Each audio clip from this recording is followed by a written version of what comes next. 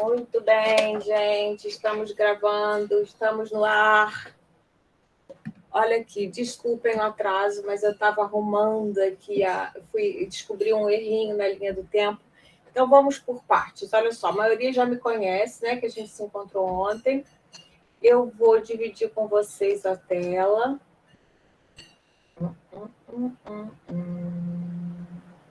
Tá. Acho que eu vou começar pelas condições mínimas para ser aprovado. Muito importante isso. Ei, Vanderline, olha só, vamos lá. Isso aqui eu mandei para vocês também, tá? Mas é legal para vocês terem. Eu mandei para vocês também o vídeo que a monitora dessa disciplina no semestre passado fez. Esse semestre, infelizmente, nós não vamos ter monitoria, porque houve um erro do departamento, enfim. E aí ficamos sem monitoria para todas as disciplinas, infelizmente. Mas a gente vai se virando assim mesmo. Aí eu mandei para vocês um linkzinho de um vídeo explicando as regrinhas básicas da ABNT, né, para vocês irem se situando. Então, assim, essas condições mínimas para ser aprovado ou aprovada na disciplina, tanto faz na disciplina de antropologia e na disciplina de OEB, tá? Eu fiz essa listinha para vocês ficarem atentos, porque, assim, tem gente, por incrível que pareça, o item 1, ler atenciosamente o programa e a proposta de avaliação. Tem gente que chega na última semana e não leu o programa, e não tem o programa, entendeu? Aí não tem condição de conversar com a pessoa que nem conhece o programa, tá? É claro que eu estou devendo o programa atualizado, mas a gente meio que começou... a programação que eu fiz começa na semana que vem, então tá tudo certo, tá? Até semana que vem eu vou dar o programa atualizadinho. Mas então, gente, isso é a primeira coisa que vocês têm que fazer, né? Entender o programa, como funciona, assistir a primeira aula, se não assistiu sincronicamente, dá uma olhada no canal, tá tudo muito fácil para vocês. A gente tenta facilitar ao máximo, tá? Realizar ao menos 3 das avaliações propostas nas datas previamente acordadas e indicadas no programa, tá? Se entregar depois, não vale. Para tal, é obrigatória a leitura dos 3 textos indicados para as perspectivas e avaliações. O que eu quero dizer com isso?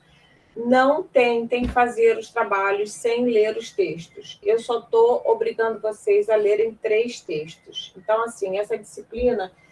Essa, especialmente, é uma disciplina que tem uma carga de conteúdo muito grande. Já vou logo dizendo que tem mesmo, tá?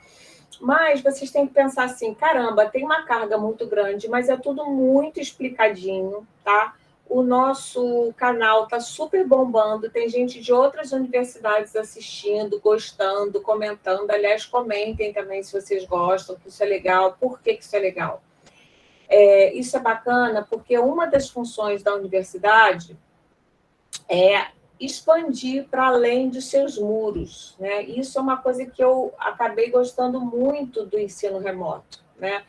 Porque uma coisa é eu atender aos estudantes da UF de Angra, outra coisa é esse material ficar disponível para estudantes, muitas vezes, de universidades particulares, que têm menos recursos, que têm professores menos preparados, entendeu?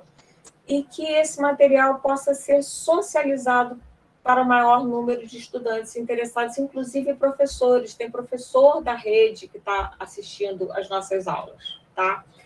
Então, isso é muito bacana. E quanto mais vocês curtirem, e vocês sabem mais do que essas coisas, né? O canal começa a circular bastante, se inscrever e tal, já tem 1.400 inscritos, é bem legal, né? Porque aí a gente amplia as possibilidades de outros estudantes que às vezes nem estão na universidade, né? Ou são profissionais da educação e tal, poderem assistir. Então, é muito fácil. Vocês têm o material, têm o vídeo, tá? E vocês não precisam ler mais do que 3 textos. tá? Eu considero que é uma carga de leitura muito, muito grande. Assim, a disciplina de antropologia, eu acho que é mais suave ler todos os textos. Mesmo assim, eu, como estudante, eu acho que, com a idade de vocês, dificilmente eu leria todos os textos, confesso para vocês, porque a gente tem outros interesses, a gente está namorando, a gente está ligado em outras coisas, eu acho normalíssimo, tá? Agora, o mínimo são esses 3 textos e disso eu não abro mão, tá? Porque eu acho que não dá para a pessoa fazer uma disciplina sem ler 3 textos. Quando eu fiz faculdade, o nível de exigência era muito maior, tá? E essa coisa da gente ir abrindo mão da exigência é ruim para a qualidade da própria universidade pública, né? E então, eu acho que a gente tem que zelar por isso, tá? Para o caso de resenhas, somente para a disciplina de antropologia há algumas resenhas previstas, tá? No caso de OEB, não tem resenha para fazer, isso é importante também. Não venham fazendo resenha, porque não trabalho com resenha. Só na antropologia tem umas 3 resenhas, eu acho. O resto é tudo pergunta, tá? Ler com atenção o roteiro para se escrever uma resenha, bem como os modelos. Não vai fazer resenha da cabeça de vocês, porque tem um modelo certinho, que é o modelo de uma revista acadêmica, tá? Porque eu não quero que vocês façam resenhas que eu chamo resenhas para uso didático, entendeu? Para avaliação de estudante em universidade. Eu acho isso uma bobagem muito grande, porque vocês têm que aprender. Por exemplo, vocês fazem, às vezes, resenhas que eu escuto, né, vocês falarem com alguns professores, tal, que pedem resenhas com não sei quantas páginas. Assim. Não pode, resenha não pode ser grande, tá? Uma resenha de um texto com mais de 3 páginas é um absurdo total. Então, a ideia da resenha é essa capacidade de síntese que vocês têm que treinar mesmo, tá? Esse troço aqui fica falando, esse celular, deixa eu desligar ele, para ele não ficar falando aqui do nosso lado, fazendo barulho. Então, ai, caramba. Então, a gente ganhou uma semana na programação, então a gente está bem suave, tá? Tudo que eu programei para fazer na semana que vem, a gente está dividindo em dois dias, né? Nessa semana e na semana seguinte, para ficar tudo bacaninha. Em todas as avaliações, é obrigatória a citação literal de 3 trechos dos textos teóricos de referência, tá? Não adianta, mas eu fiz um texto legal. Não, tem que ter isso. Os textos devem ser escritos em fonte Times New Roman, pode ser Arial também, 12, espaçamento entre linhas de 1,5, citações maiores que 3 linhas com recuo, corpo de letra 11, espaçamento simples, com indicação da fonte ao final, sobrenome, tá. Essa formatação que eu estou sugerindo aqui para vocês é a formatação acadêmica mais básica que, em geral, se usa, tá? E é exatamente a formatação que eu estou usando nesse texto aqui. Então, é só você copiar, usar essa formatação aqui que vai dar certo. Ao final do trabalho, no caso das perguntas, indicar a bibliografia consultada, copiar da bibliografia do programa, só copiar ali, botar, tá? Opiniões pessoais só serão aceitas com fundamentação teórica, indicação da referência de textos e indicação da referência de textos acadêmicos. Esse vai ser, poxa, mas opinião pessoal com fundamentação teórica, então já não é pessoal. É sim, tá? Então, assim, é interessante isso. Mesmo as opiniões que a gente tem, por exemplo, a gente está no meio de uma guerra, né? A guerra da Ucrânia. Aí tem gente que pode dizer assim, eu acho um absurdo os russos invadirem a Ucrânia, eles são muito malvados, eles comem criancinha. Aí você fala assim, peraí, mas a partir do que você diz isso? Né? Eu digo isso porque tem um autor que disse que os russos, o Stalin, quando fez a Revolução Russa em 2017, matava seus inimigos, acho que criancinha, não sei se tinha essa parte, não. Mas que ele matava cruelmente seus inimigos, é verdade. Então, você pode usar essa fonte para argumentar isso. porque isso é real, isso realmente aconteceu. Stalin era um ditador cruel e sanguinário, isso é verdade, tá? Você escolheu uma referência verdadeira, tá? Quando eu digo assim, eu acho um absurdo porque os Estados Unidos também invadiram todos, pressionaram, né, a Rússia com os países ao redor da Rússia, levando todos para a OTAN,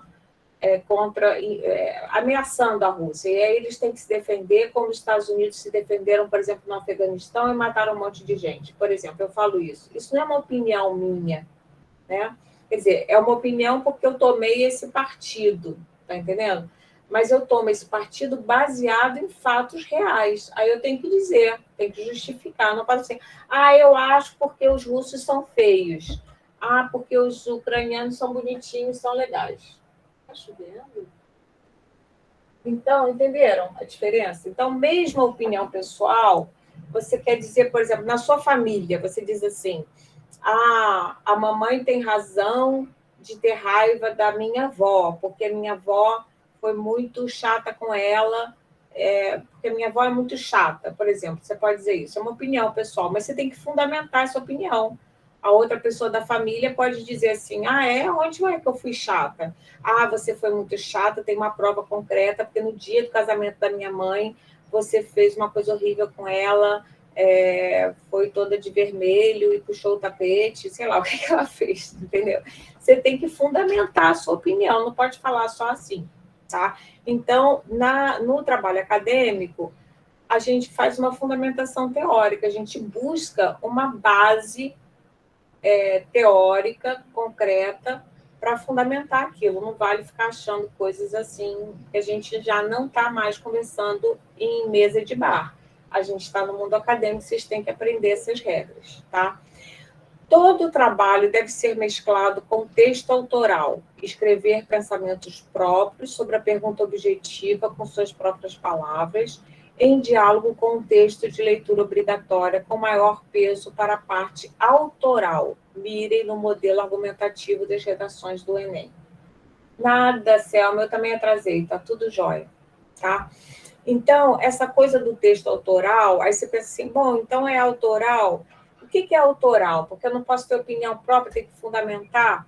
A questão é, por exemplo, nesse conflito entre a Rússia e a Ucrânia, se eu tenho uma opinião própria, por exemplo, a minha opinião própria, se eu tivesse que fazer uma redação sobre a crise, digamos, né, uma redação do Enem, qual seria a minha estratégia? Eu, Andréa Pavão, eu tentaria dizer assim, fazer uma redação do tipo, sempre, acho que o meu argumento seria o seguinte, a gente nunca sabe de nada, na verdade, né?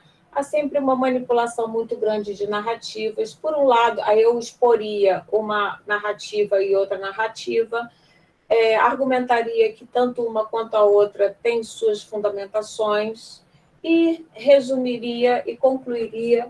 Gente, está chovendo.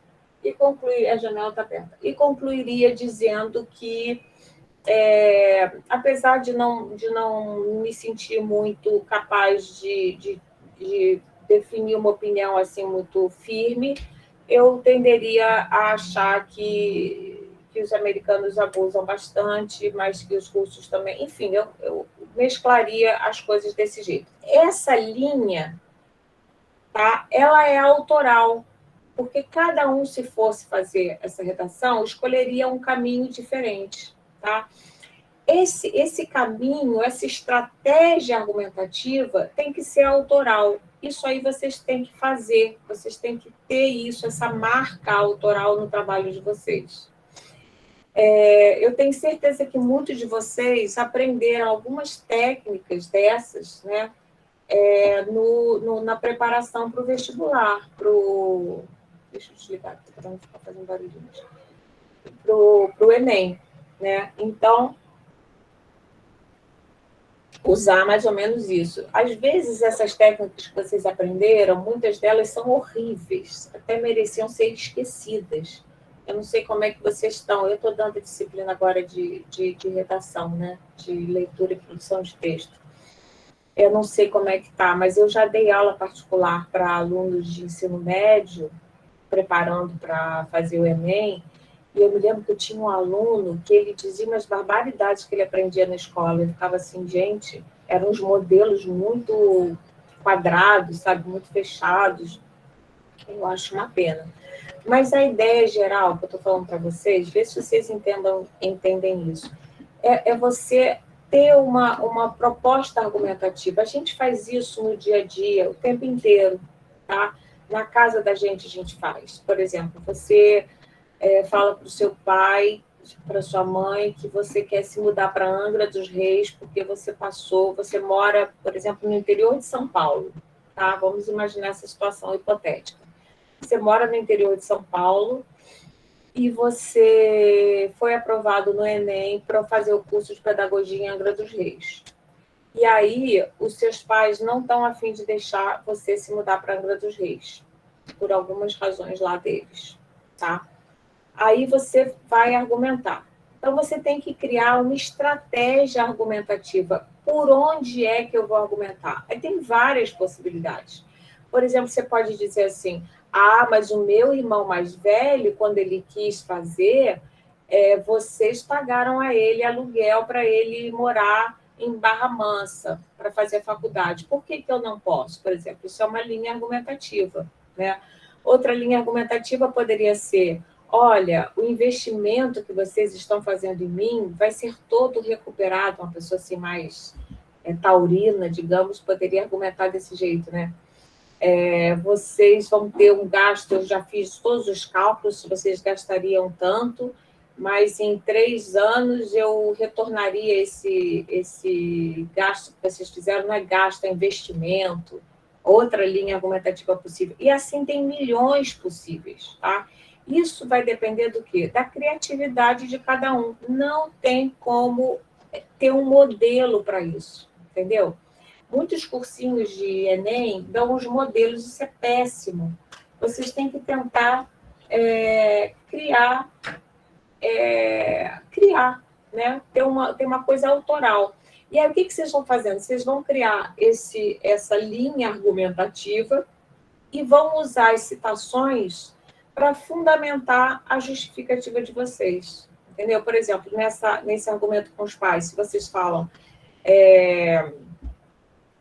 gasto em educação não é gasto, é investimento. Tem um monte de artigos científicos que falam isso. Aí vocês podem citar o Saviani, por exemplo, ó que chique, entendeu? Aí fala com o pai, isso não é gasto, isso é investimento, porque eu tenho os dados aqui e sei que quanto mais anos de escolaridade o brasileiro tem, melhor chance ele terá de se inserir no mercado de trabalho ganhando salários mais elevados. Olha que lindo argumentar com o pai desse jeito. O cara não tem como, vai ter que se render aos seus argumentos, né? Aí depende, você pode fazer chantagem emocional, tem várias maneiras, mas aí esse é o estilo pessoal, entendeu?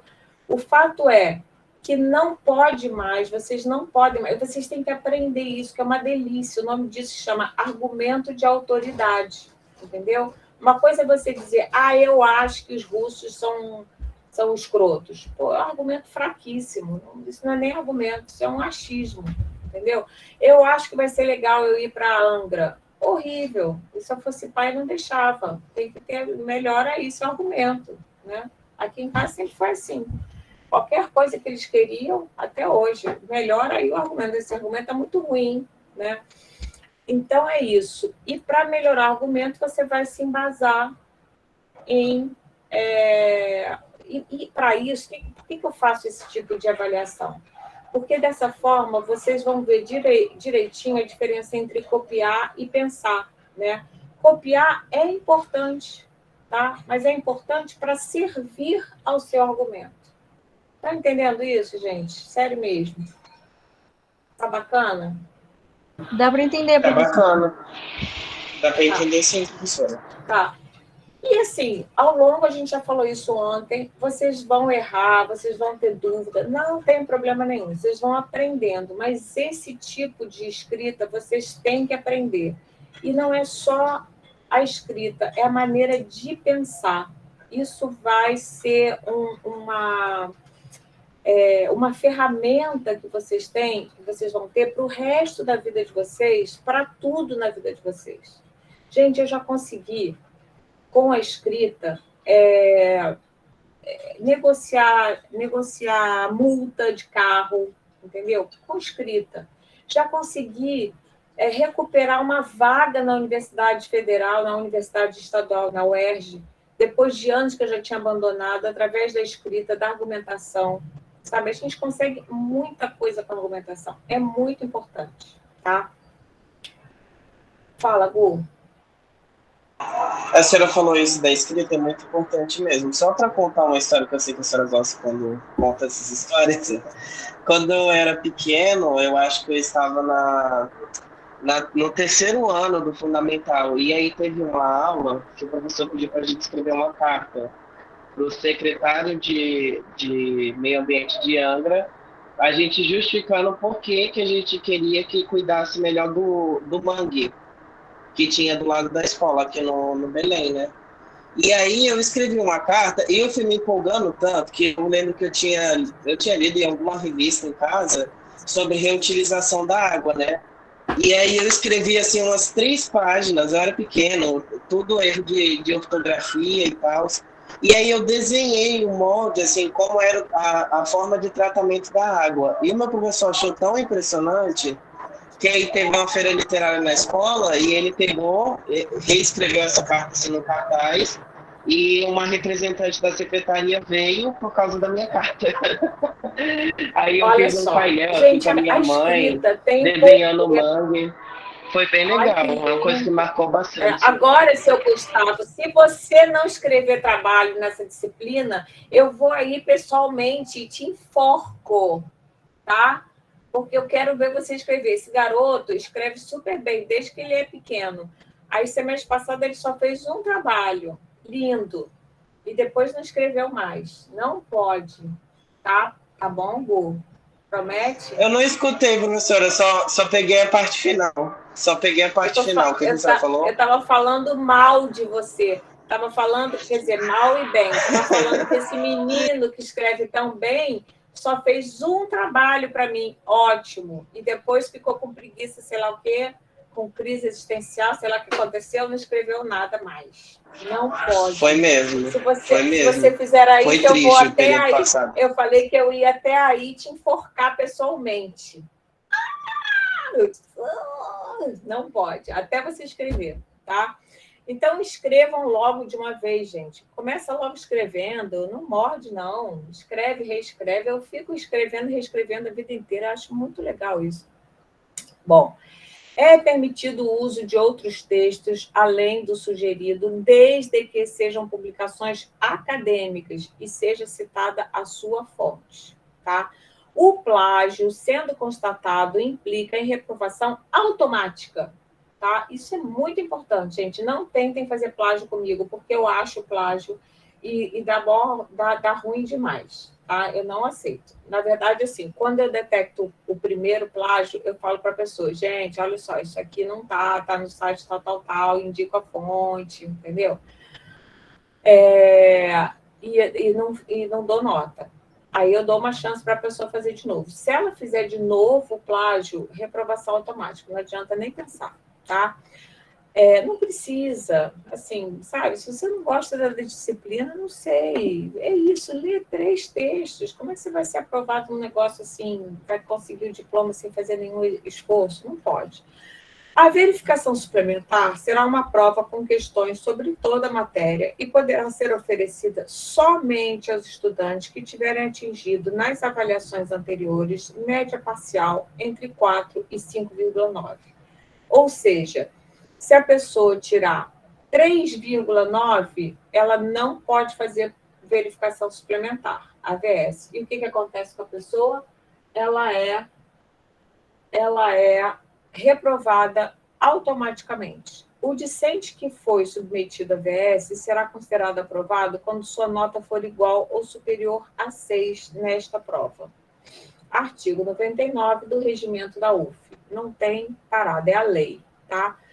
Flexibilizações de prazos e oportunidades de refazer trabalhos para melhorar a nota são disponibilizados durante todo o período, mas, infelizmente, podem não ser possíveis nas últimas semanas do período, por simples falta de tempo hábil para a professora atender as demandas dos alunos em função de suas demais obrigações, né? Vocês têm que lembrar isso, que a professora, ela não, a minha função não é só dar aula, né? Eu tenho que fazer pesquisa, projeto de extensão, eu tenho que estudar para dar aula para vocês, eu tenho atividades de gestão, tem grupo de trabalho, tem que fazer avaliação de professor que está fazendo progressão funcional, tem um monte de coisa que a gente tem que fazer, tá?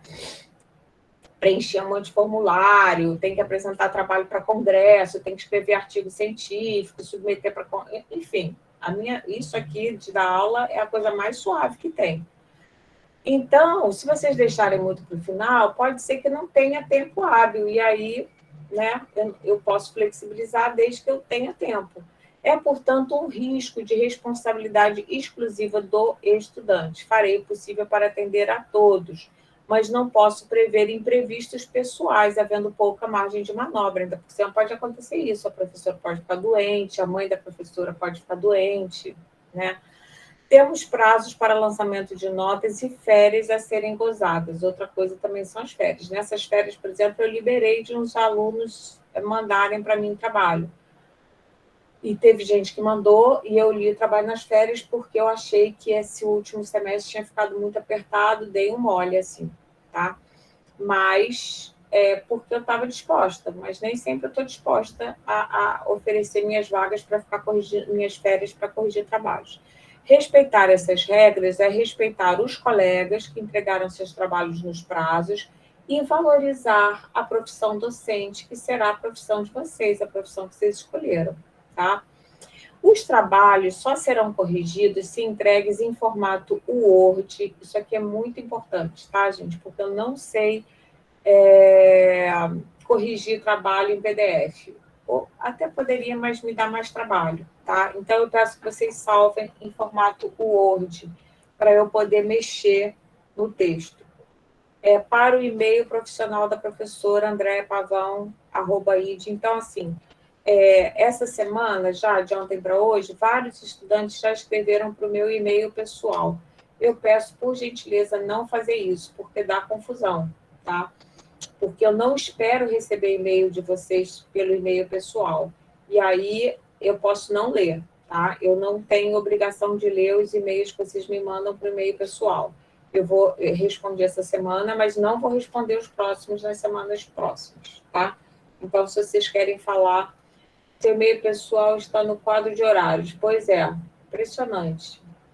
Impressionante. Muito obrigada por me avisar. Eu vou pedir para substituir já já. É erro do departamento. O WhatsApp pode ser usado para mensagens privadas, desde que em horário comercial. Né? Bom senso. Também, assim, eu tiro o som de noite quando eu for dormir, então, se mandar depois também, pode mandar, mas eu não vou responder naturalmente, porque eu vou estar dormindo, ou outra coisa qualquer, tá bom? Alguma dúvida sobre essas coisinhas aqui? Isso aqui eu já mandei para vocês. Tá tudo bem, gente? Tudo ok, a senhora já tinha comentado ontem também. Mas aí fica escrito, né? Fica legal. Aí, agora, vamos passar para o nosso programa.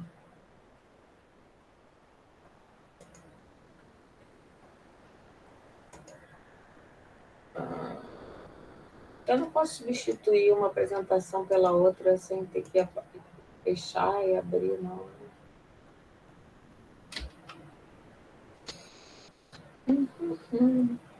Nosso programinha. Tá? Também tem que ser atualizado. Depois eu vi que as perguntas... Eu vou mudar as perguntas também.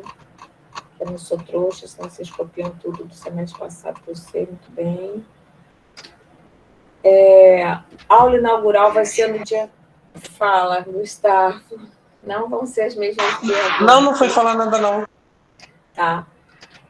Então, hoje, a gente vai fazer os acordos principais, já estamos fazendo. Os conceitos básicos a gente vai trabalhar na semana que vem, no dia 7. tá? Então, a gente pode até botar aqui, olha, vamos fazer assim já, linha abaixo. Ah, não, linha acima, né? Inserir linha acima. Vou chamar de 0, para não dar muito trabalho. Hoje é dia 31/03, tá? Então, aula inaugural, acordos e linha do tempo. Linha do tempo. Vou falar com vocês. A gente já falou tal, acordos, apresentação, acordos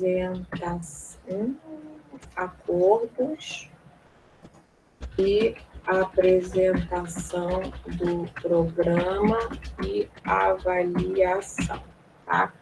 Linha do tempo.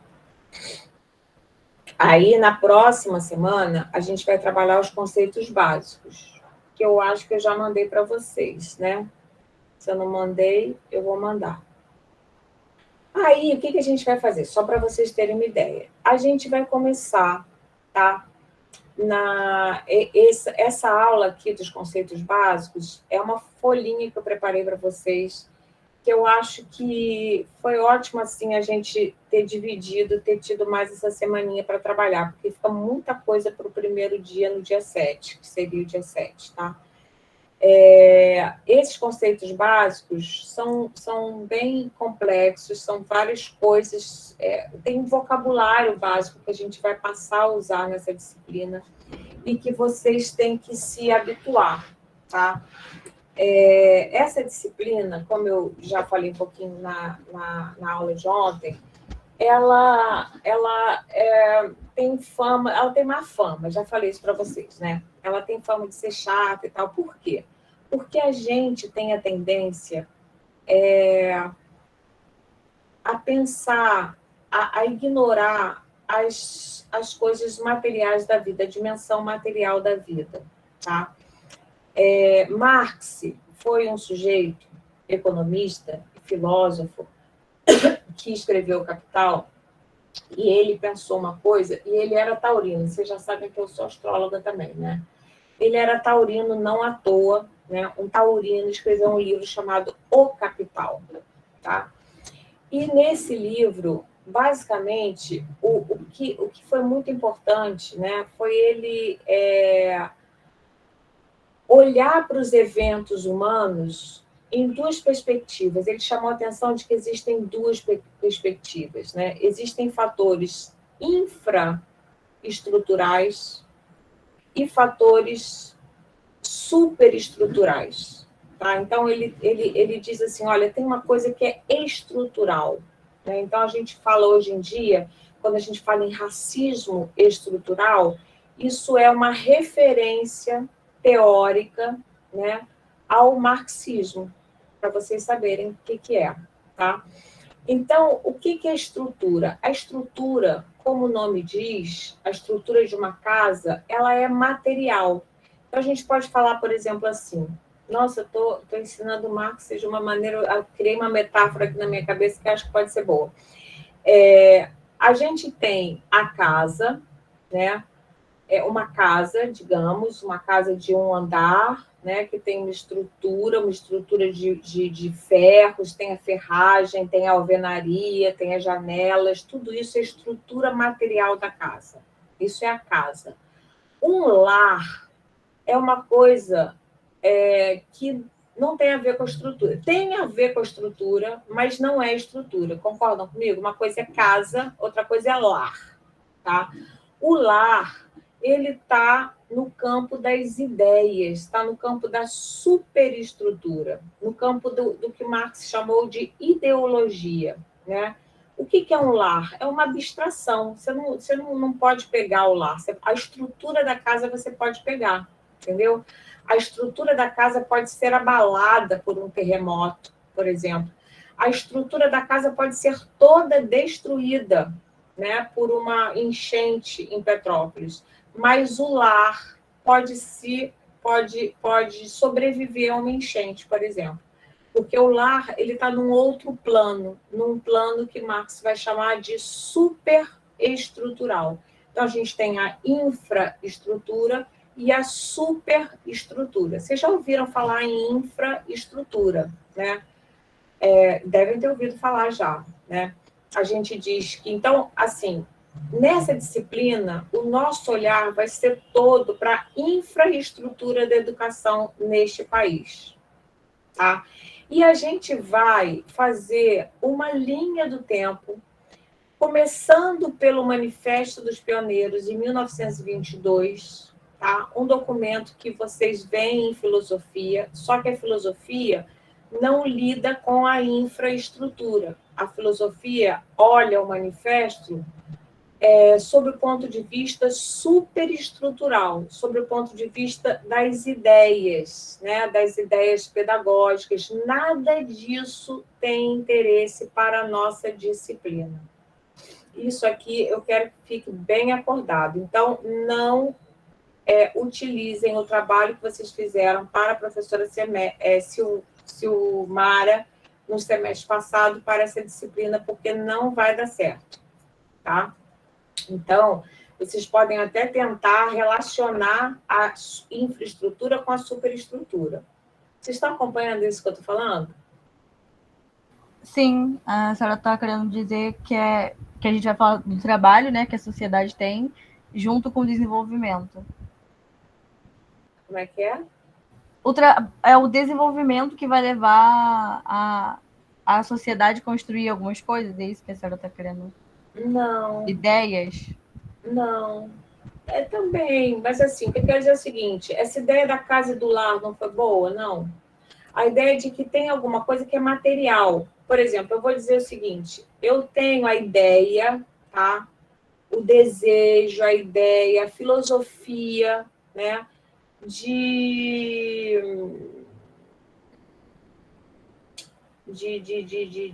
Deixa eu ver uma coisa material assim, de montar uma biblioteca na minha casa, por exemplo, tá?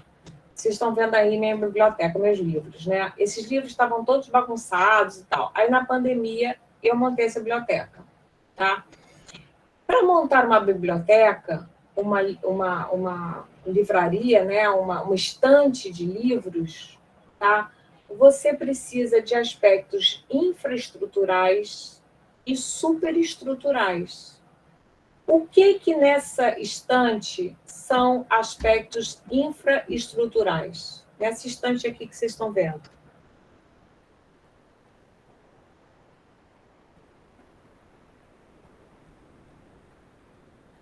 Eu tinha uma porrada de livros, tá? Aí você tem um monte de livro e você tem que arrumar os livros. O que você precisa materialmente?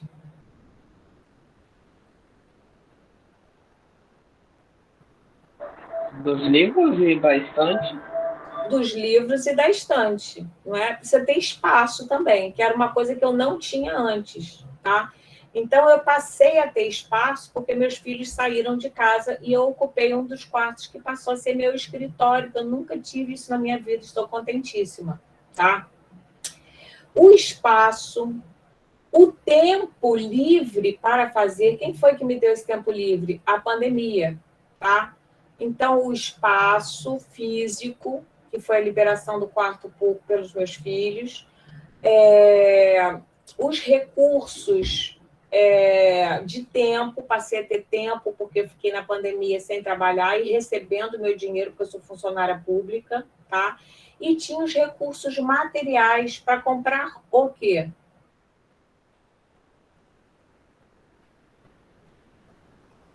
Hein, gente? O que eu precisei comprar para fazer um estante? Madeira? Prateleira. Madeira. No caso, essa estante foi feita, o projeto foi feito pela minha filha, tenho muito orgulho dele, tá? Porque minha filha é arquiteta. Aí ela fez um projeto que é bem baratinho, vou tentar mostrar para vocês de longe. Peraí, deixa eu ver aqui.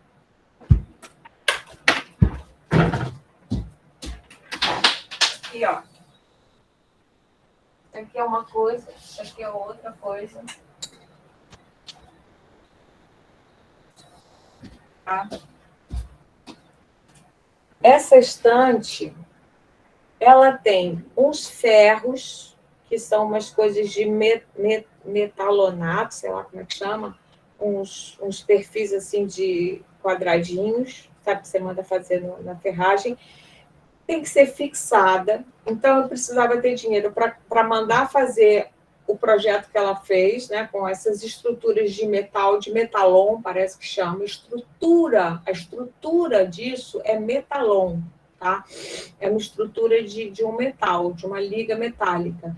E com umas prateleiras, umas tábuas de compensado, no tamanho certinho, conforme estava projetado, tá? Então, eu tive que fazer um projeto de estante. O projeto da estante é infraestrutura ou é superestrutura? O projeto é isso. Superestrutura.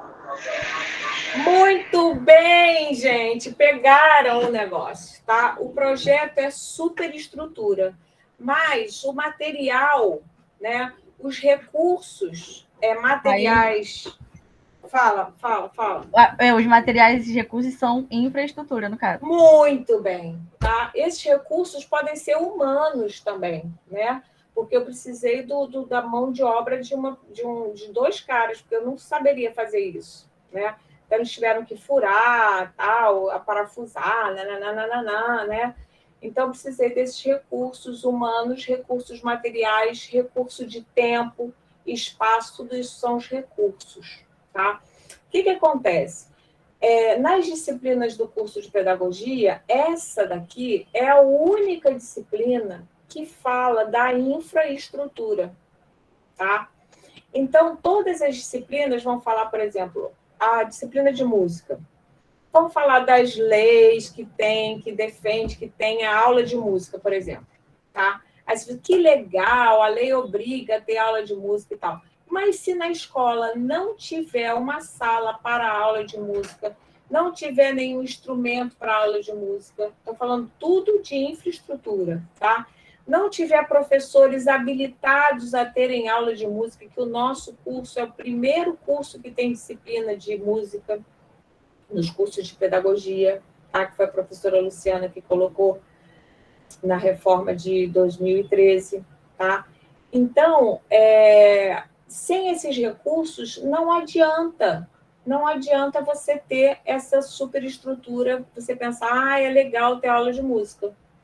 Não adianta nada. Nem adianta vocês terem a formação que vocês têm com a professora Luciana, se vocês chegarem numa escola para dar aula e não tiver nenhuma condição, quer dizer, eu acho que ela até ensina vocês a trabalharem com poucos recursos, né? Com pouca infraestrutura. Mas se vocês não tiverem nenhuma sala, está atrelado aos acontecimentos sociais, conhecimento, exatamente, o material está atrelado, deixa eu ver aqui, e que não tem como separar os dois por serem conectados ao contexto. É isso sim, infraestrutura e superestrutura estão ligados. O que é um erro muito comum? É as pessoas ficarem só no plano superestrutural, só no plano das ideias. É assim, eu vou fazer uma estante linda na minha... minha estante vai ser linda. Sim, mas se você não se põe a trabalhar, se você não mobiliza os recursos, você não pode concretizar essa estante, tá? Então, você estuda, por exemplo, a inclusão, a importância da inclusão de crianças com necessidades especiais na educação brasileira. Tem a lei que obriga, né? Tem todo um discurso que é lindo, tá. Mas se você não tem um professor auxiliar, se você não tem uma sala de recursos, você não vai poder efetivar isso, tá? Vocês estudam, por exemplo, a questão que a escola tem que ser laica, que a escola não pode excluir, né? Não pode ser racista, por exemplo. Mas aí você vai na escola e na sala da direção já tem um crucifixo ali pendurado. Você vai fazer o quê? Tá? Então, você fala que os professores têm que ter formação, têm que ser melhor formados e tudo. Mas sem dinheiro, como é que você vai fazer isso? Tá? Então, essa disciplina, ela é chatinha porque falar de dinheiro, falar de recursos é um tabu. É um tabu na vida humana, né? Na vida humana, a gente tem, Freud fala que a gente tem 3 tabus importantes. Falar de morte, de sexo e de dinheiro, tá? Reparem só como essas 3 coisas são tabus. Todo mundo evita falar de sexo, todo mundo faz, mas ninguém fala sobre. Sexo, dinheiro, todo mundo tem que usar dinheiro, mas ninguém fala sobre. E morte. Todo mundo sabe que vai morrer, mas todo mundo finge que não vai morrer. E quando morre alguém, leva um susto. Meu Deus, fulano morreu com 90 e tantos anos. É óbvio, as pessoas morrem. É incrível viver tanto, né? Então, nessa disciplina, a gente vai falar dessas questões que são tabus, né? A gente vai falar do dinheiro. O dinheiro, gente, ele é tão tabu que numa família tem eu tenho um projeto com meu marido, que é antropólogo também, que é de fazer um estudo, e a gente faz isso informalmente, que é estudar a divisão dos gastos e das responsabilidades entre os casais.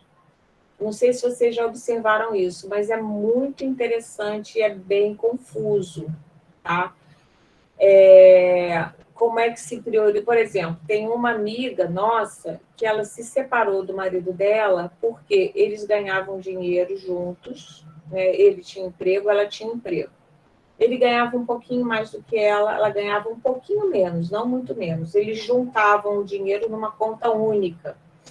E o que ele fazia? Ele gastava muito mais dinheiro para coisas pessoais do que ela, sem negociar com ela, entendeu? Coisas que ela achava supérfluas. Mas ele dizia, não, nosso dinheiro é todo junto. Ela falava, sim, nosso dinheiro é todo junto, mas eu não acho justo você comprar outra moto, comprar equipamento de roupa de moto, você gasta um dinheirão com coisas que são só suas, né? Isso é um casal. Outro casal que a gente conhece, que a gente fica avaliando também, é um casal que é assim, cada um tem sua conta particular e os dois juntos têm um fundo, sabe? Tem a conta do marido, a conta da esposa. Eles têm fontes diferentes de renda, né? Aí, eles criaram uma terceira conta no banco, que é a conta conjunta deles, onde eles depositam contas, valores iguais, tá? E dali, dessa conta conjunta, só podem sair coisas para usos dos dois juntos, para coisas que eles dividem juntos, entendeu? Então, por exemplo, se a mulher quer comprar um batom, ela não vai usar a conta conjunta, ela vai usar o dinheiro da conta particular. É um outro arranjo possível. Tem vários arranjos possíveis. Vocês já pensaram sobre isso? É muito interessante. Como é que é na casa de vocês? Como é que é os dinheiros? Né? Alguém quer falar sobre isso? Comentar alguma coisa na casa dos pais? É sempre um tabu. Em geral, é um tabu. É difícil a casa que se fala disso com transparência. Isso gera muitos ressentimentos. Fala, Professora? Lu. Joyce, quer falar? Pode ser o. Eu esqueci o nome dele, é Gustavo? Pode ele primeiro. Pode falar você primeiro, que o Gustavo é muito falão. Pode falar você. No meu caso, eu já sou casada. Aí eu trabalho e meu marido também. Só que meu marido trabalha fechado e eu trabalho só final de semana. Aí a gente faz assim, eu recebo bem menos que ele, né? Muito bem menos. A gente tem uma conta junto. Aí, quando eu posso depositar, eu deposito, mas ele é o que mais deposita. Aí a gente guarda mais até para nossa filha, porque eu tenho uma filha e ele fala, não, vai ser para os estudos dele. Vai ser dela, né, no caso. Vai ser mais para os estudos dela. Ele quer mais assim, aí a gente fica guardando, mas as dívidas, conta assim, a gente tenta partir no meio, cada um pagar uma. Pois é. Mas aí o que acontece nesse caso, Joyce? É muito legal, vocês estão tentando um equilíbrio. Mas você já reparou que, por exemplo, se surgirem, se vocês brigarem, por exemplo, você está numa situação muito vulnerável, você se dá conta disso? Não, eu penso isso, mas no meu caso eu tenho minha casinha própria, né? Já é minha, só que a gente, por enquanto, tipo assim, ele não quer morar na minha casa, ele preferiu que a gente pagasse aluguel. Ele até falou por isso para as pessoas não achar que ele estava junto comigo por interesse. Aí a gente paga aluguel por isso. Essa história é maravilhosa. Olha como é complexo tudo isso dos recursos, né?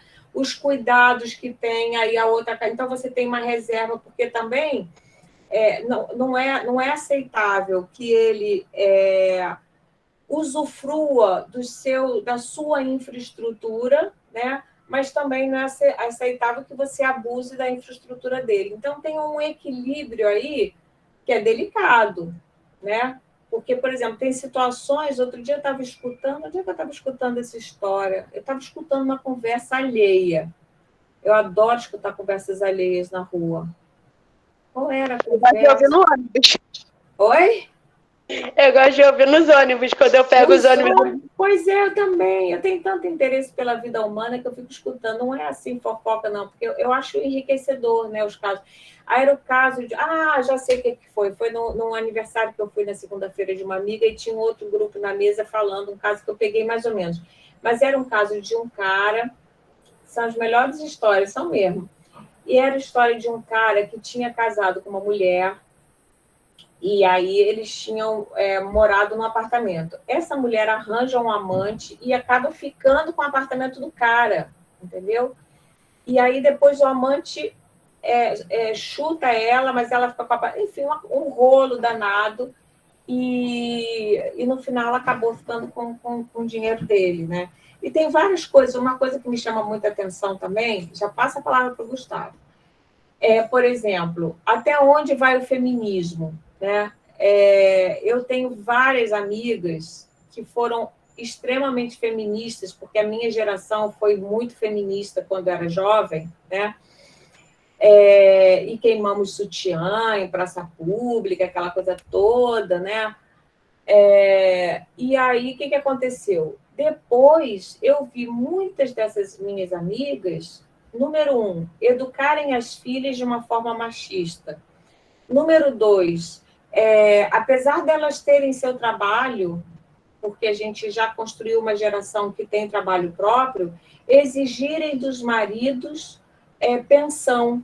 Eu não exigi pensão para o meu marido, porque a gente dividia quando a gente se separou. Porque eu falava, olha, a gente divide, né? Eu sou trabalhadora como você é trabalhador.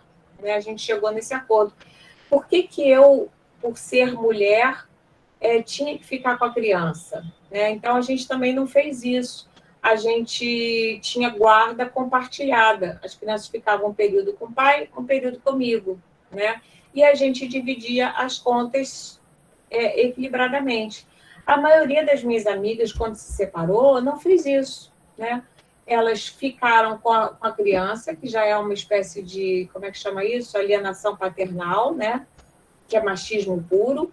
E muitas exigiram pensão do marido, que ficou sacrificado, porque os homens no sistema machista, eles são muito mais encarregados da parte material do que as mulheres, né? Então, assim, se a gente quer fazer revolução feminista, a gente tem que fazer essa revolução feminista não só no plano da superestrutura, que é o plano das ideias. Olha que exemplo bom. Mas também no plano da infraestrutura, né? Porque é muito fácil ser feminista só no plano da superestrutura, né? Mas a gente tem que ser feminista no plano da infraestrutura também, tá? Gustavo, pode falar. Prometo que vou falar pouco, tá, por favor? Pode falar bastante, que eu gosto. Mas eu queria falar... Ai, meu Deus, peraí que o fone caiu aqui. Mas vocês estão conseguindo me escutar bem? Estou. O que eu queria contar é porque a relação lá em casa, o meu namorado, né, que a gente mora junto, ele é concursado, então acaba que ele recebe mais do que eu. No momento, eu tô desempregado, então estou vivendo assim de bico, faço algumas coisas, mas mesmo nas finanças a gente deixa muito claro isso, entendeu? Que é os dois decidindo pela casa. Então, por exemplo, ele quer comprar alguma coisa, tem que passar pela minha opinião, entendeu? Se eu achar que pode, tudo bem. Agora tem que ser um consenso dos dois, porque senão a gente pode acabar se deparando com certas situações que aí vai parecer que por eu não estar trabalhando, ele que é o provedor, ou que vai decidir tudo, Acaba ou uma relação de reproduzindo dependência. uma relação machista, né? Que é muito comum nos Exatamente. relacionamentos homossexuais também, que é um negócio impressionante. A gente acha que está fazendo revolução só por ser É homossexual, verdade. não. É verdade. Reproduz igual. Então, assim, a revolução tem que passar pela infraestrutura. Outra coisa que o Marx disse sobre a infraestrutura é que a infraestrutura é determinante, tá? Então, por exemplo, a partir desse princípio marxista, que depois foi muito criticado, ainda hoje é criticado também, tal, por exemplo, os pós-modernos, né? Mas ele vai dizer o seguinte, que, por exemplo, não tem como a gente dizer assim, todos têm as mesmas oportunidades, igualdade de oportunidades. Ele vai dizer não, né? Por quê? Porque a infraestrutura determina as oportunidades de cada pessoa, né? Então, a pessoa que nasce numa família de classe média ou de classe alta, por exemplo, ela tem a infraestrutura vai determinar, vai favorecer que ela tenha melhores oportunidades na vida, o que é muito injusto, né? Então, segundo Marx, a posição social numa sociedade de classes, né, uma sociedade estratificada, uma sociedade que não é todo mundo igual, uma sociedade que tem desigualdade, a posição social que você ocupa por nascimento, que é completamente acaso, né, ela vai ser um determinante muito grande. E é óbvio que é. Né? Você nascer numa casa que tem livros ou não tem livros, você nascer numa casa que as pessoas são alfabetizadas ou não são alfabetizadas, né? Você nascer numa casa estruturada ou desestruturada, né? Que o nosso ministro, que acabou de cair, falava isso, mas uma família desestruturada tem um impacto, sim, na educação das crianças. Só que essa desestruturação não tem a ver com a opção sexual dos membros da família, né? Tem a ver com se essa família é amorosa, isso é a estrutura de uma família, de um lar, né? Esse lar pode ser organizado de formas diferentes, mas a diferença de você nascer numa família que é um lar, né? Que as pessoas se preocupam com a sua educação, que as pessoas da família priorizam gastos, por exemplo, para a educação, essa pessoa tem uma infraestrutura mais favorável do que outras que não têm uma família estruturada, né? O que eu estou chamando de família desestruturada? Uma família, por exemplo, que os pais não têm trabalho, que os pais, gravidez indesejada, que não queriam ter os filhos e tiveram mesmo assim, porque foram obrigados, né? Porque não tinham opção de sei lá, de fazer planejamento familiar, ou não tinham opção de fazer um aborto consciente, por exemplo, evitar uma gravidez que não ia ter condições, né? Famílias que abandonam os filhos com tios, com parentes, abandonam, né? Simplesmente. Então, essas pessoas que têm essas marcas estruturais, elas vão ter mais dificuldades. Essa ideia de estrutura, ela aparece também interessante na psicanálise, né? Vocês sabem que eu estudo psicanálise também. Então, tem certas marcas emocionais que são estruturais na vida da gente, né? Então, uma pessoa, por exemplo, que foi maltratada desde a infância pelos pais, né? Maltratado mesmo, que apanhou muito, ou que foi xingado, que não recebeu amor, essa pessoa ela fica marcada estruturalmente, né? Fica com essa cicatriz estrutural. Não significa que ela não vai poder, sobre essa estrutura, isso é uma coisa muito importante, né, da gente pensar.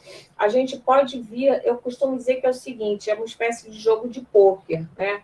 Ou jogo de cartas qualquer. Você chega no jogo, você recebe uma mão de cartas. Você tem lá tantas cartas.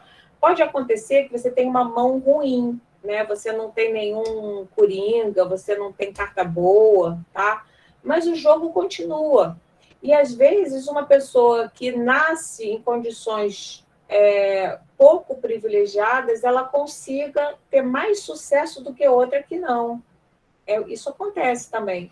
Cabe a gente ter força de vontade e buscar novos recursos, comprar outras cartas, pegar no morto, juntar, né? A gente vai ter mais esforço, mas ninguém nasce com a vida ganha, né? Ninguém. Todo mundo tem umas marcas de nascença, né? Uns problemas, um pai chato, uma mãe não sei o quê, uma irmã, todo mundo tem, né? Rico, pobre, todo mundo tem. E a gente vai se virando com o que pode, tá? É verdade. Então, assim, a infraestrutura determina, mas não sobredetermina, né? Ela não é o único determinante. A gente pode, o Sartre, né, que era um filósofo francês, ele falava o seguinte, o que é importante não é o que fizeram da gente, importante é o que a gente é capaz de fazer com o que fizeram da gente. Isso é muito legal, né? Então, não adianta você passar o resto da vida, porque eu fui abandonada, minha mãe não me queria, meu pai não ligava para mim, aí por isso eu sou inseguro o resto da vida. Não, pelo amor de Deus, né? A gente vai ter que arrumar essa estrutura. Né? Você nasceu numa casa que não tinha estrutura, não era de tijolo, não tinha ferro, mas aí depois você vai lá, bota os ferros, entendeu? Por você mesmo, né? Então, sei lá, minha família, por exemplo, não cuidava de dente direito na casa. Então, tinha um monte de cárie, não escovava dente, assim quê. Aí, depois, quando eu fiquei adulta, eu passei a cuidar dos meus dentes, né? Porque minha família, por alguma razão, não dava bola para isso, entendeu? Aí não vou ficar a vida inteira com dentes todos podres, porque a infraestrutura vai determinar tudo na minha vida, o resto da vida. Não, a gente faz escolhas, tá? Então, para vocês terem uma ideia do que essa disciplina trata, tá? E a gente vai estudar exatamente a estrutura. Essa disciplina na UFRJ, antigamente ela se chamava Estrutura e Funcionamento do Ensino, tá? Então, eu gosto desse nome, estrutura. Ela vai estudar o que estrutura o Sistema Nacional de Educação. Por exemplo, agora, nesse momento, nessa semana, a gente está vivendo um babadão, né? Que é a demissão do 4º ministro da Educação do governo Bolsonaro. Por que ele saiu? O que isso representa para a educação brasileira estruturalmente? Não representa nada? Basta você ter aquelas ideias lindas da filosofia, da educação, da psicologia da educação inclusiva, da educação musical, como é que chama? Das relações étnico-raciais, tudo isso é tão lindo. Com essa munição, a gente dá conta de resolver todos os problemas da educação? Claro que não. Tá? Claro que não, claro que não, claro que não. Infelizmente, essas coisas ajudam se elas tiverem, como o Gustavo falou, com essa relação dialética, né, entre infraestrutura e superestrutura. A gente tem que ter uma conversa entre essas duas coisas, né? Porque senão não adianta você planejar uma casa e não comprar as ferragens para fazer a casa, né? Você não vai fazer uma casa horrível, tá? Então, a gente vai estudando como é que foi construída a estrutura. Aí eu vou começar dizendo o seguinte, que a educação no Brasil, o primeiro marco legal importante foi o Manifesto dos Pioneiros, em 1922. Né? Por isso que a gente estuda esse documento, porque ele lança o plano, né? Ele dá as diretrizes do que deveria ser feito e que a gente vai ver que até hoje muitas dessas coisas que foram defendidas no manifesto em 1922, apesar de ser um manifesto no plano superestrutural, né? Mas que fala de coisas infraestruturais, Muitas desses aspectos infraestruturais, como o financiamento da educação, por exemplo, não foram resolvidas até hoje, tá? Então, a gente vai indo, esse programa é bacana, porque vocês podem clicar, isso aqui quem fez foi a Nayan, a nossa monitora, que já se formou, se casou, está toda feliz da vidinha dela. Mas aqui tem os textos, tem 3 textos, tá, que vão direcionar vocês diretamente para a pasta no Google. É muito fácil de acessar os textos, tá? Vocês podem ler os 3 textos, vocês podem ler só um texto, vocês podem não ler texto nenhum, tá? Mas não deixem de assistir às aulas. Vocês podem até não assistir às aulas sincronicamente, mas é legal depois arranjar um tempinho para escutar a aula, né? Se você não leu o texto, não escutou a aula, aí fica impossível conseguir aprender, atingir os objetivos definidos na ementa dessa disciplina, tá? Aí a gente vai indo, olha, passa pela primeira LDB, depois as reformas da LDB durante a ditadura militar, depois a Carta de Goiânia para melhorar o golpe que foi produzido pelos militares na educação, depois a educação nas constituições brasileiras, depois a segunda e atual LDB, Lei de Diretrizes e Bases da Educação, depois a gente vai falar de financiamento da educação, aí a gente, a partir do 9º encontro, a gente começa a falar dos últimos governos, né? Desde os anos 90, com Fernando Henrique Cardoso, depois do governo Lula, depois do governo Dilma, depois a gente vai falar do Plano Nacional de Educação, tá? Do governo Dilma, depois a gente termina com Temer e Bolsonaro, tá bom?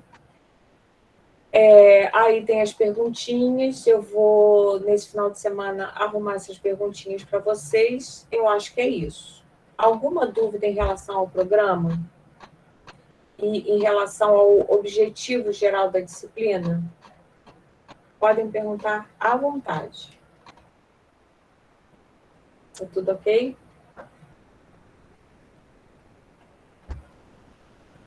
Então... Tudo ok, professora. Não, Vanderlane, para ela não tá legal. Falta alguma coisa? Quer perguntar alguma coisa?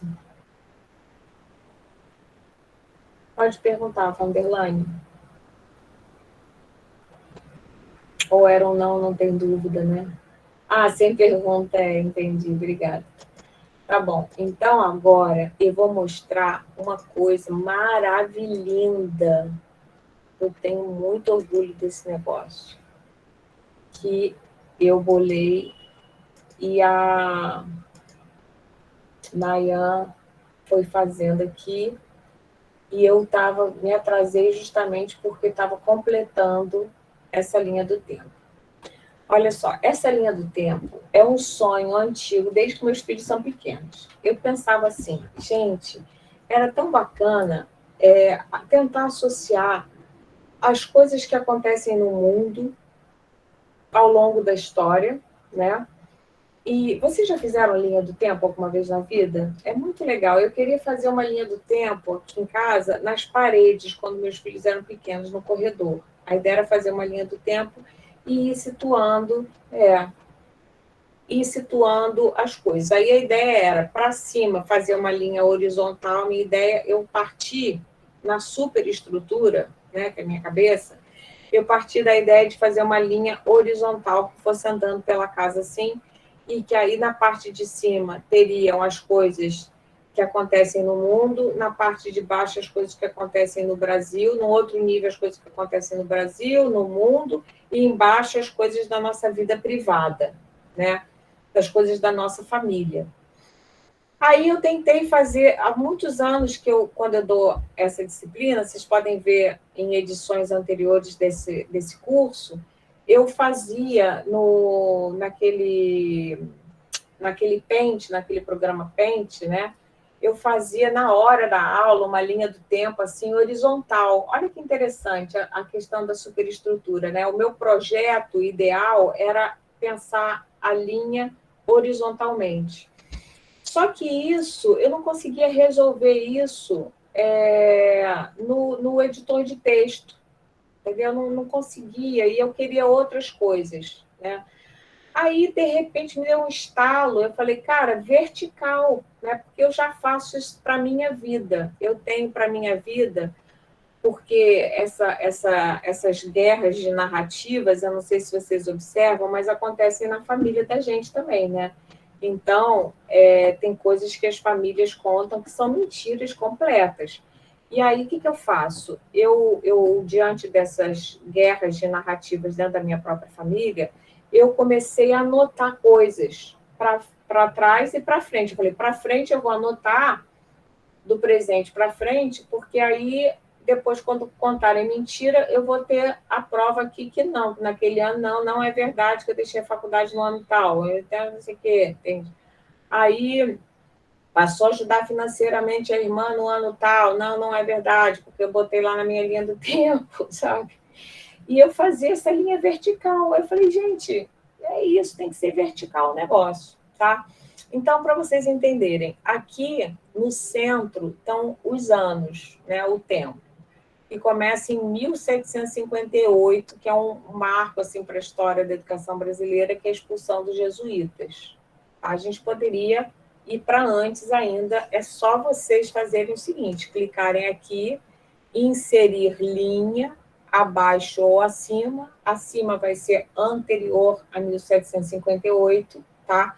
Quem quiser, pronto, tá? Aí pode botar aqui, por exemplo, 1500, sei lá, invasão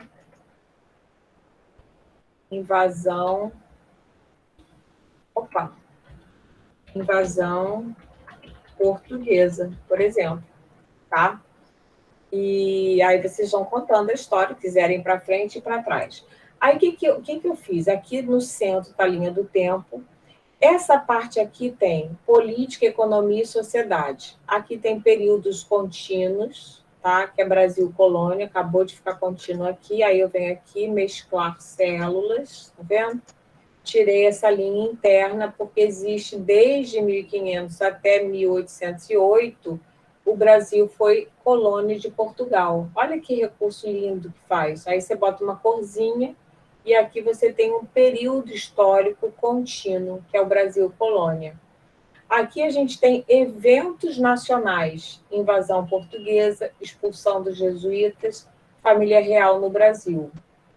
Aqui a gente tem eventos mundiais. Isso aqui não está muito preenchido. A ideia é que vocês usem isso para a vida de vocês, para o resto da vida de vocês, para os filhos de vocês, para vocês entenderem coisas, eventos históricos, né? Eu acho isso super importante. Se eu tivesse isso na minha vida quando eu era estudante, eu teria adorado, né? Porque aí acontece. Aí a gente vai falando aqui, por exemplo, hoje eu estava atualizando, olha. Eu já botei aqui a guerra da Ucrânia e a crise mundial, 2022, tá vendo? Então, e aqui a gente já pode botar demissão ministro da Educação, por exemplo. Né? Então, a gente pode ficar brincando disso sempre. Olha que delícia. Vocês não acham uma coisa maravilhosa? Não sei se vocês estão... Eu acho. Eu acho uma coisa incrível. Aí aqui, olha, então aqui tem Professora, política, economia e sociedade. Fala. eu acho porque não tem como eu ligar a câmera agora porque meu celular está descarregando e vai consumir muita bateria. Mas eu, nesse período, a partir de um determinado ponto, eu comprei um planner. Aí ele tem os dias, tem os calendários, né, do mês, e também tem os dias. Aí que nem agora, eu estava anotando a aula de antropologia, introdução à disciplina. Aí estou anotando as coisas que vai acontecendo para poder me lembrar e marcar melhor. Eu acho, né? Para mim funciona. Isso é como um planner, é verdade, tem a mesma estrutura, né? E aí aqui, agora é legal porque tem níveis, né? Assim, horizontalmente, nas laterais, a gente tem níveis. Então, aqui, política, economia e sociedade. Aqui, educação. Aí também tem períodos contínuos e eventos que produzem impacto para a educação. Por exemplo, Escola de Cirurgia da Bahia, o primeiro curso superior em 1808. Vocês sabiam? Olha que legal, tá? E aqui ainda botei uma outra coluna, aqui são as linhas, né? E na vertical as colunas, que é Minha Vida. Anote aqui. Aí tem os processos e os eventos. Aí eu botei coisas da minha vida, para vocês saberem. Olha só, spoiler da professora. O pai da professora nasceu em 1930. Ninguém precisa saber disso. Mas, assim, para a vida de vocês, é muito legal você situar, por exemplo, saber que seu pai nasceu no fim da República Velha. Aí você entende porque a família do pai é getulista. Está entendendo?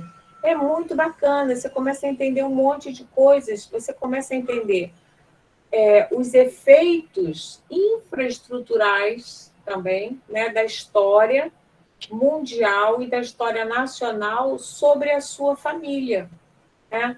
Você entende por que a família fica sem dinheiro numa época, porque foi uma crise mundial, porque foi uma crise econômica no Brasil. Minha mãe nasce, tá? Aí vai. Aí eu nasci em 1964, no ano do golpe militar, tá? Aí eu botei assim coisas que podiam ser interessantes para vocês, né, da minha vida. Não botei outras coisas da minha vida emocional, assim, né? Mas a minha vida escolar eu botei para vocês terem uma ideia, né? Aí aqui em 69 eu fiz o jardim de infância numa instituição pública. Em 1970 eu fiz a alfabetização pelo método da abelhinha, que era um método revolucionário, abelhinha, tá? Aí aqui eu fiz uma primeira prova de seleção para o segundo ano, eu fiz a alfabetização, aí pulei para o segundo ano da escola. Aí no terceiro ano eu estava meio rebelde na escola, ficava escorregando de meia pelos corredores, minha mãe foi chamada, não sei o quê. Aí aqui eu fiz o curso de admissão dos meus pais, que eu já falei para vocês, coincidiu com a crise econômica e processo de abertura lenta e gradual e segura da ditadura militar. Aqui a gente tem tudo em laranjinha, aqui é a ditadura militar, olha, que vai de 64, é um período contínuo, né, até 1984, até 85, né, fim da ditadura militar. Aqui eu abandonei a faculdade. Olha só que bacana, né? Então, gente, isso daqui guardem com todo amor e carinho, porque deu trabalho fazer isso.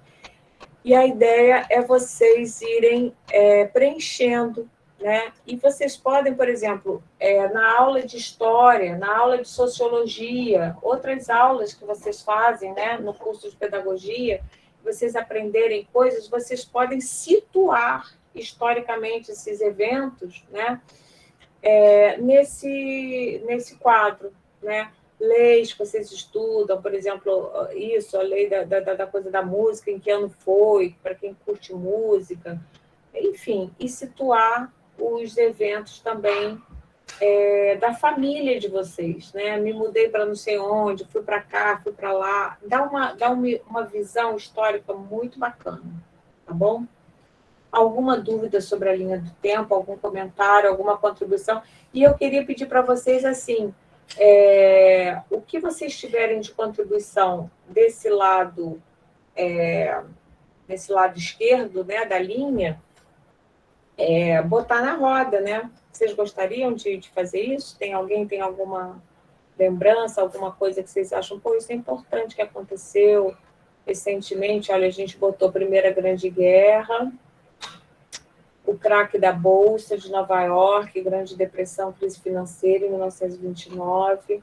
Olha só, já lembrei de uma coisa aqui, semana de 22, olha, que a gente está fazendo aniversário, a gente bota, ó, acrescenta e bota 1922. Aí a gente bota aqui, evento nacional, Semana de Arte. Isso não tem fim, entendeu? Semana de Arte Moderna no Brasil. Alguém lembra mais alguma coisa? Professora, Ah, Professora, eu achei que a UFRJ era do tempo do Império, assim, a instituição e tal. Qual é a faculdade que era do tempo do Império? olha, eu não sei te dizer exatamente isso das universidades, eu faço uma certa confusão, para te dizer a verdade. Acontece o seguinte, que a UFRJ antes, ela se chamava Universidade do Brasil. Eu acho que pode ser isso. E depois, em 1920, ela se transforma em UFRJ. Dá uma procurada aí na internet, aí a gente arruma isso Ah, aqui, entendi. Entendi, eu vou ver tá? agora. Mas olha só, tá, dá uma olhadinha e quem tiver coisas assim, vai colocando. 1932, Institucional Manifesto dos Pioneiros. Crise financeira, Anísio, secretário da Instrução Pública. Anísio, secretário da Instrução Pública, não é aqui, é do lado de cá, ó. Que é coisa da educação, né? Revolução Constitucionalista, atacava o autoritarismo do governo Vargas. Isso aqui a gente vai usar o tempo inteiro nessa disciplina, tá? Porque a gente vai começar aqui em 1932, e tudo que a gente for estudando, se não tiver já aqui, porque isso aqui é uma coisa em construção, né? A gente vai colocando. Aqui a gente tem a terceira Constituição Federal de 1934, a gente vai estudar todas elas. Anísio cria, em 1935, a USP é criada em 34, olha que interessante. A Universidade do Distrito Federal, primeira Faculdade de Educação, em 1935, a UDR. Quarta Constituição, a UDF, desculpa. UDF é fechada, incorporada à Universidade do Brasil, atual UFRJ. É isso que eu sei. Vamos ver o que o Gustavo achou aí. Aqui, CSN, que é a Companhia Siderúrgica Nacional, né, que foi criada em 1941, sob a ditadura Vargas, Segunda Grande Guerra Mundial. Segunda Grande Guerra. Interessante, né, que durante a guerra a gente tenha criado uma siderúrgica nacional, porque devia estar tendo uma crise, assim como agora, durante a guerra da Ucrânia, a gente está tendo crise do petróleo mundial e os Estados Unidos querem comprar mais petróleo do Brasil. Por quê? Porque os países ocidentais não querem comprar o petróleo, querem fazer um embargo econômico, né, a uma represália à economia russa. Então, a Rússia é um grande exportador de petróleo e eles não querem comprar petróleo da Rússia, querem comprar petróleo do Brasil. Para isso, a gente vai ter que incrementar, vai ter que aumentar a nossa produção de petróleo durante a guerra. Começou a chover muito, aqui também está meio chuvoso. Aqui, Guerra Fria, quando acaba a Segunda Guerra Mundial, a gente tem o que a gente chama de Guerra Fria até 91, né? 89, deixa eu ver se eu botei aqui, criação de Brasília, em 1960, criação da UF, não sei se vocês sabiam, Guerra do Vietnã, planos e metas para a reforma agrária, uma das razões do golpe militar, primeira LDB. Eu estava lembrando do quê, hein? Eu estava lembrando de uma coisa. 89. Deixa eu ver se está aqui. 1989, a queda do Muro de Berlim. Não está aqui, olha. Então a gente bota aqui, olha. Queda do Muro de Berlim. É o fim da cortina de ferro. Fim da cortina de ferro. Estou falando grego para vocês se lembram dessas coisas? Vocês estudaram essas coisas para fazer Enem, né? Então, isso aqui, olha só, a Guerra Fria,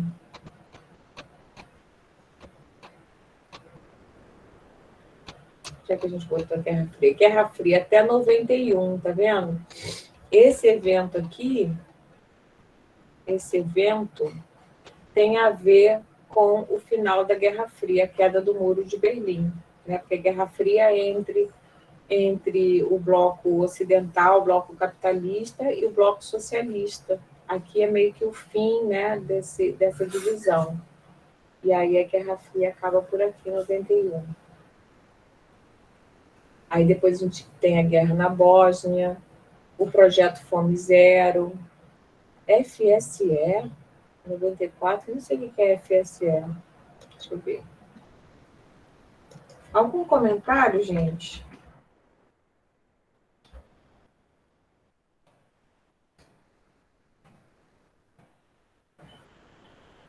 Gente, o que é FSE? Eu mesmo anotei, não sei o que é.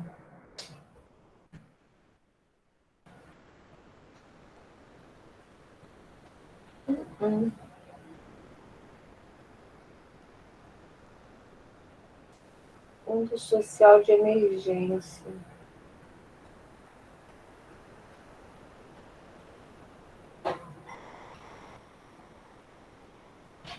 Fundo Social. Ah, já sei o que é. Fundo Social de Emergência.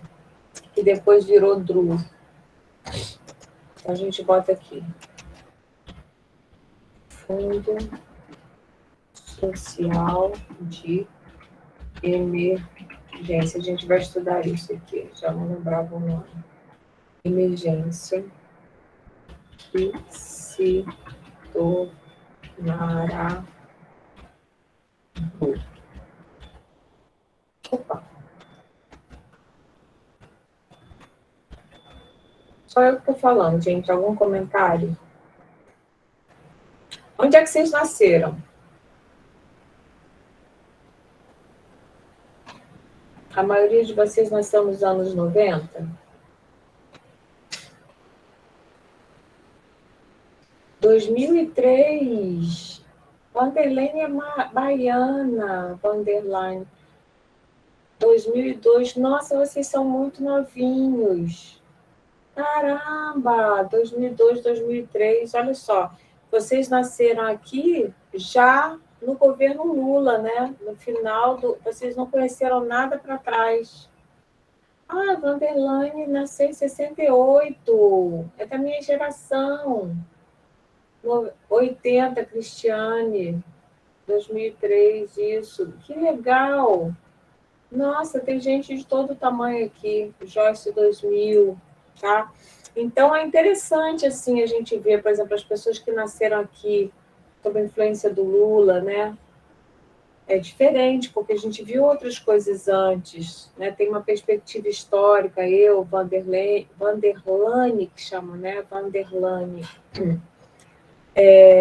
A gente tem uma perspectiva histórica mais ampla, né? Vande, tá bom, vou te chamar de Vande, mais fácil. Aqui, olha, eu botei coisas recentes que eu me lembrei. Falência do Lehman Brothers, crise mundial. Ai, por que aqui está 2 vezes? Vamos tirar daqui. Projeto Minha Casa Minha Vida, Primavera Árabe, início obras para receber a Copa, greve das federais.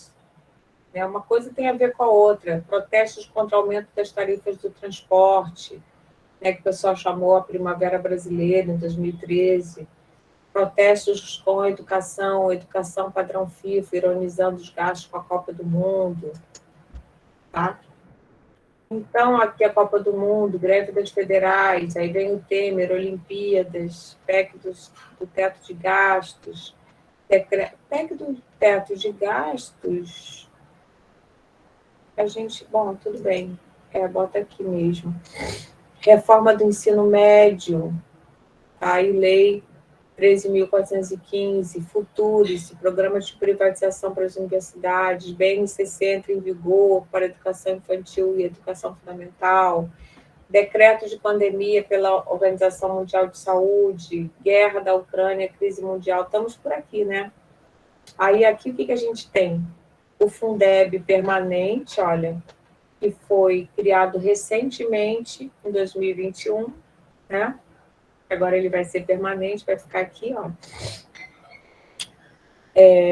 A gente teve demissão coletiva do INEP, crise no MEC, do MEC e da CAPES, né? A parte da educação nesse governo do Bolsonaro está bem ruim, né? Reforma do ensino médio, BNCC para ensino médio entram em vigor, demissão do ministro da Educação recente. A dívida externa foi paga no governo Lula. Verdade, vamos botar aqui. Vamos ver se a gente acha exatamente quando que a dívida externa foi paga pelo governo Lula. Quem acha aí? Vamos ver aqui. Vou procurar. Dívida. Dívida externa paga pelo PT, por Lula, pelo PT. Verdades e mentiras sobre a dívida pública. O governo sobre a qual o país paga juros altíssimos.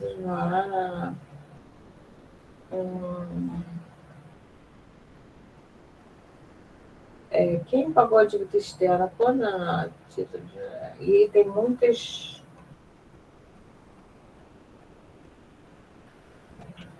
2015. Tem aqui uma coisa, uma matéria muito interessante sobre isso. Deixamos de dever ao FMI para dever aos bancos. É verdade, a gente transformou a dívida externa em dívida interna, tá? Mas isso aconteceu, pelo que eu estou vendo aqui, em 2005, a dívida apenas mudou de mãos e ficou muito mais cara. Parece que não foi um bom negócio. 10 anos depois, a população brasileira vê o receituário neoliberal ser aplicado mais uma vez nos diversos contingenciamentos anunciados no governo federal. Ai, meu Deus, não diz quando.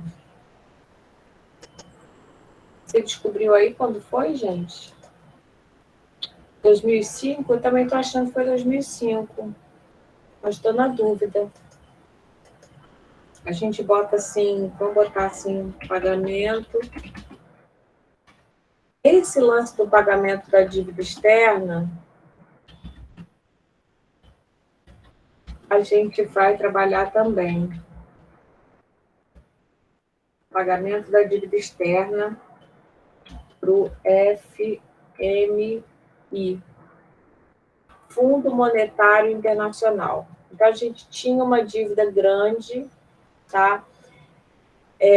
Externa, né? A gente sabe que tem uns bancos mundiais, um é o Fundo Monetário Internacional, e dever para ele não é uma coisa boa, porque a gente tem que pagar juros e correção monetária, tá? Só que, como vocês vão ver ao longo dessa disciplina, a gente deixou de dever. Primeiro que, assim, quando eu era adolescente, eu estou falando quando eu fui para as ruas, quer ver, sabe quando? Aqui, olha, primeiras eleições diretas, atentado no Rio Centro. Aqui a gente estava indo... Cadê a anistia? Fim da ditadura.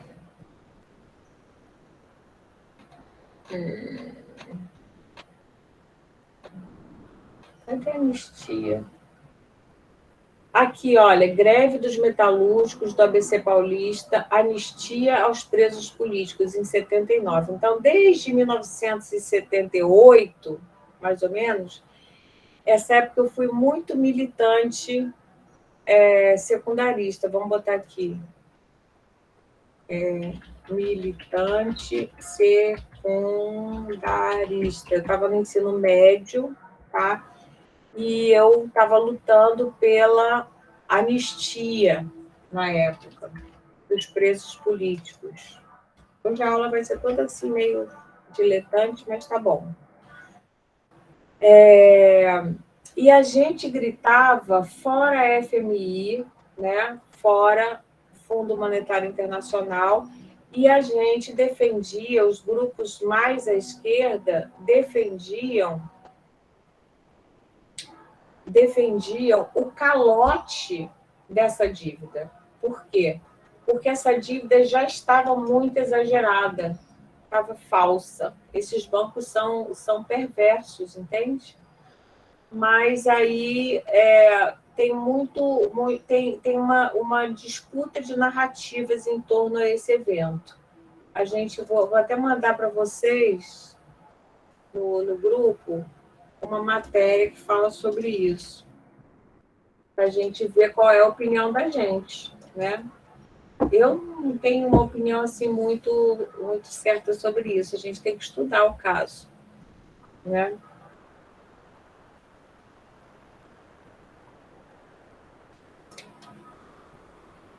Mas isso é um evento super importante da gente colocar.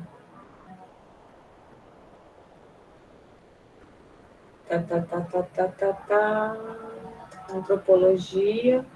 Aí tem o grupo para entrar, né? Vou entrar no grupo. Ai, já tem até desenho, que bonitinho. Turma OEB. Tem um vizinho estudando guitarra aqui. Deixamos de dever. Bom, fica aí para a gente estudar. Então, fim da dívida externa, 2005. Eu acho que foi 2005 mesmo. Vande. Eu acho que foi também, mas a gente depois... Vou botar o seguinte, vou botar assim amarelinho, que a gente ainda está um pouquinho na dúvida sobre essa data, né? Se foi em 2005, mas eu acho que foi 2005 mesmo. Então, depois a gente pesquisa. O que mais? Olha, Vande já lembrou uma data importante aqui para a gente botar, já botamos. 2007, o Reúne.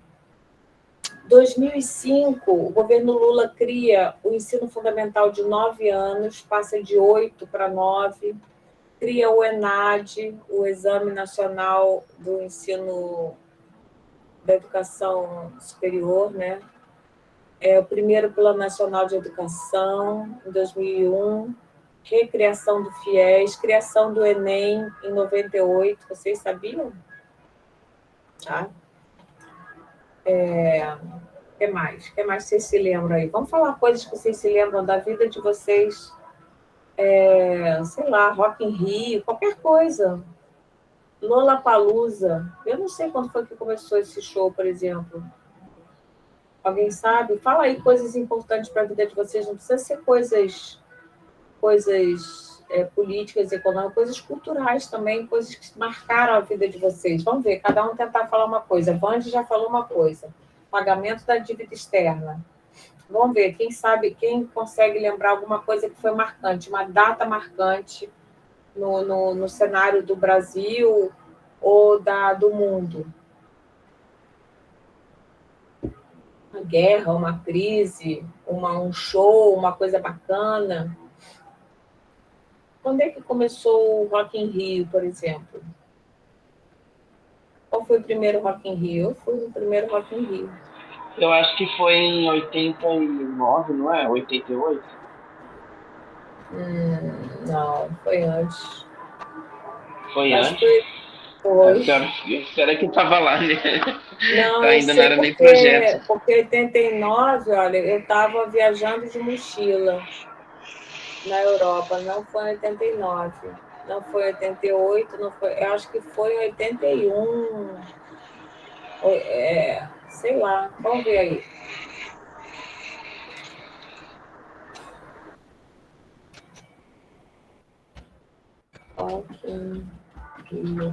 Rock in Rio História. 85, pela primeira vez, história do Rock in Rio.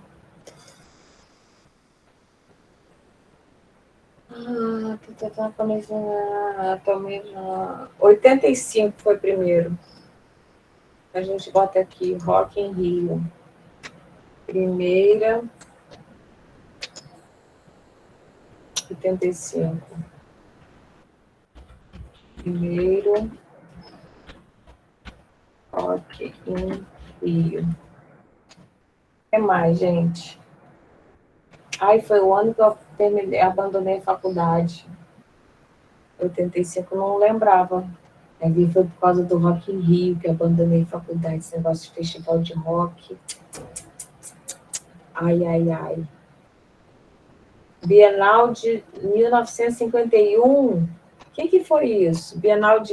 Primeira Bienal de São Paulo, de artes plásticas?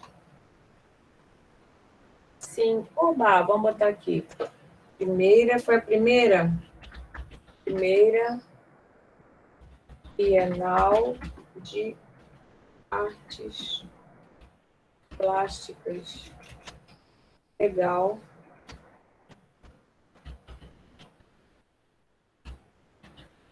O que mais? Mais alguma contribuição?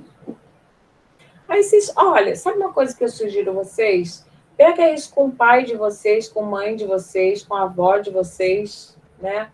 E tenta fazer eles lembrarem, vão preenchendo, apaga as coisas que eu botei aqui, minhas pessoais, e vão lembrando com eles coisas importantes que eles se lembram, concursos que eles fizeram, ficaram sem trabalho, ficaram com trabalho, papai desempregado, papai empregado, não sei o quê, sei lá, coisas importantes assim.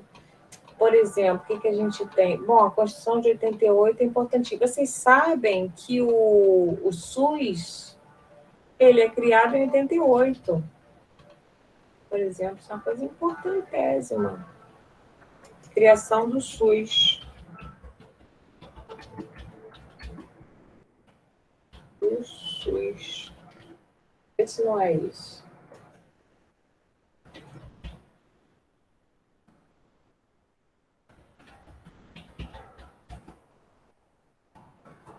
SUS no Brasil, história.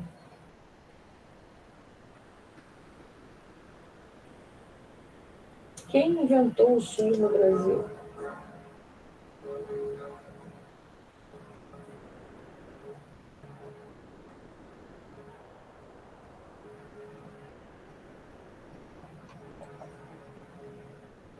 História da saúde pública. Como surgiu o SUS? Uma opção de coisa legal, assim, né? Ah, Wikipédia. Wikipédia sempre salva a gente, olha. O SUS é na 88, exatamente. Sistema Público de Saúde Brasileiro, criado pela Constituição de 88. Assembleia Constituinte de 87 e 88. Alguém escreveu alguma coisa aí? Fala, Gu. Professora, eu agradeço pela aula de hoje, foi muito bom ver a senhora novamente, iniciar mais um período, né? Obrigado para todo mundo, é porque eu preciso desligar agora, que eu tenho que ir para casa. Acho que deu também, né, gente? Acho que deu. Tá bom para vocês? A gente fica por aqui. Agora, vocês prometem, vamos fazer uma coisa? Na próxima aula, cada um tenta dar uma contribuição para esse quadrinho? Vamos fazer isso? Tentem conversando com seus familiares, pessoas mais velhas, lembra, assim, coisas, né?